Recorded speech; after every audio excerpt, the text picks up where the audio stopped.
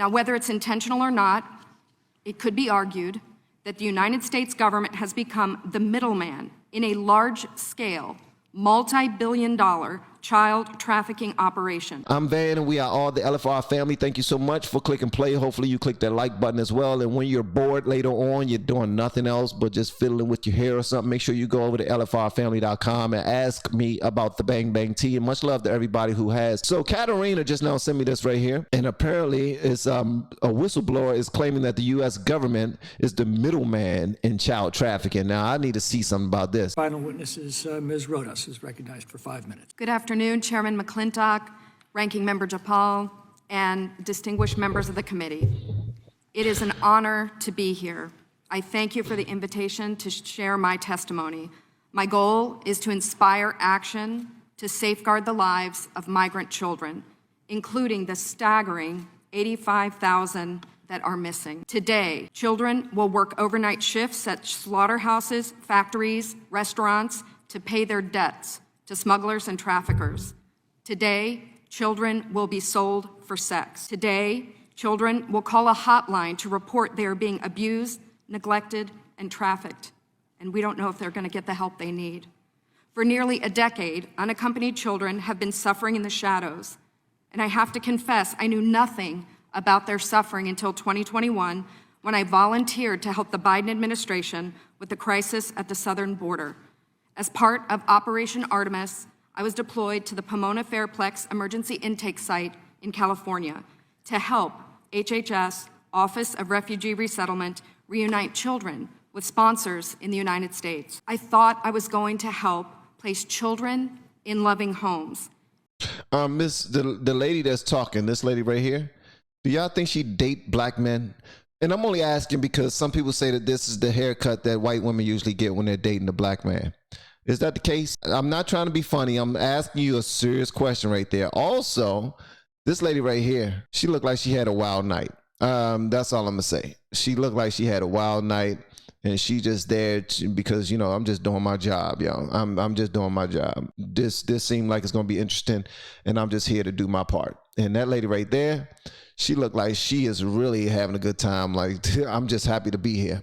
Okay, let's stop talking about the people. I just wanted to point out that is definitely, this one right here is definitely a bad hair day, but I'm just going to give her the benefit of the doubt and say that she had some fun last night. And today she's not really concerned too much about, you know, flyness, being fly.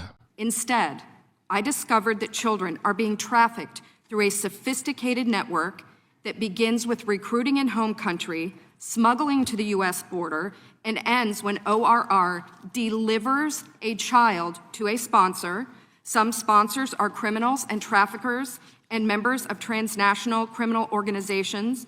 Some sponsors view children as commodities and assets to be used for earning income. This is why we are witnessing an explosion of labor trafficking. Now, whether it's intentional or not, it could be argued that the United States government has become the middleman in a large-scale, multi-billion-dollar child trafficking operation. To be honest with you, I hope that's not the case, but I have thought about that. I have, because it's not too much that goes on in our country that we don't know about. It is not. That's the only reason why black communities always want to say that we couldn't sell the if y'all didn't bring it over. It's not like we growing pop. We got poppy fields in the back of the, I mean, in the fields and behind the projects. No, that's coming over from over somewhere else. And y'all are allowing it to happen.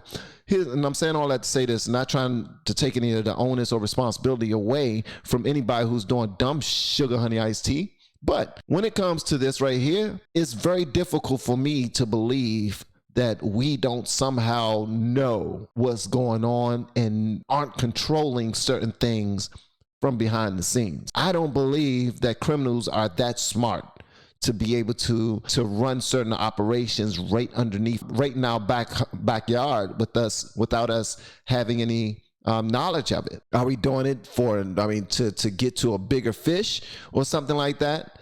But if I was to say that, then I would have to be admitting that the United States are some evil mofos. And I'm not admitting that either, but hey, there's some people here that's some evil you know what I mean?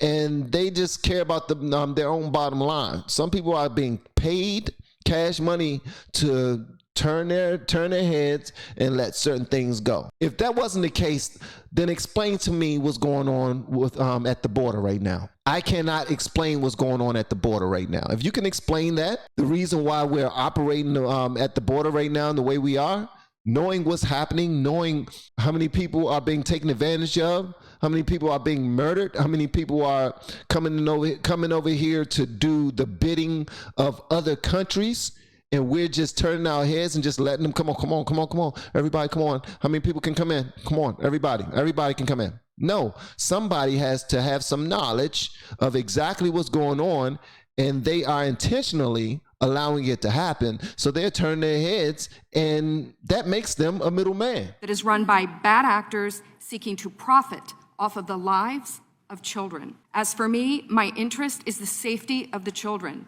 I do not view this as a political issue. I view this as a humanitarian issue. I assure you, my motives are the highest and best. I want the children protected. So I want to tell you some of what I witnessed personally at the Pomona Fairplex.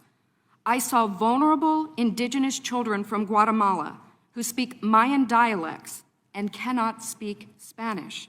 That means they cannot ask for help in English. They cannot ask for help in Spanish. They become captives of their sponsors. I have sat with case managers as they've cried to tell me the horror of what has happened to children as they make the journey to this country. I saw apartment buildings where 20, 30, and 40 unaccompanied minors have been released. I saw sponsors trying to simultaneously sponsor children from multiple ORR sites at one time. I saw sponsors using multiple addresses to obtain sponsorships of children.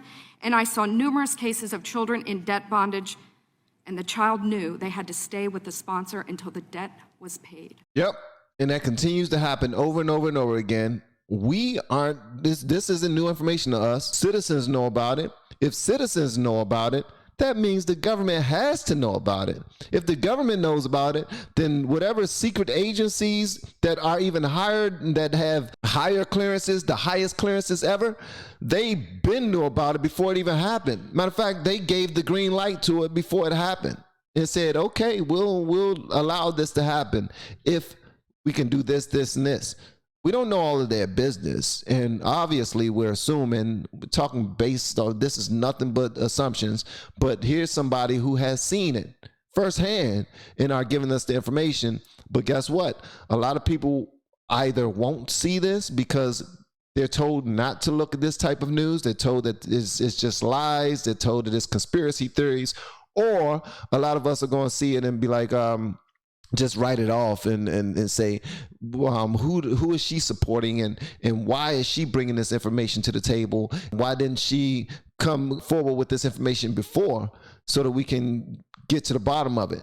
There's a lot of people who've been speaking the same rhetoric for a minute, but we do nothing about it because it's far too financially beneficial to someone that's in our, that we trust, that we vote for. We vote for them, and then this happens.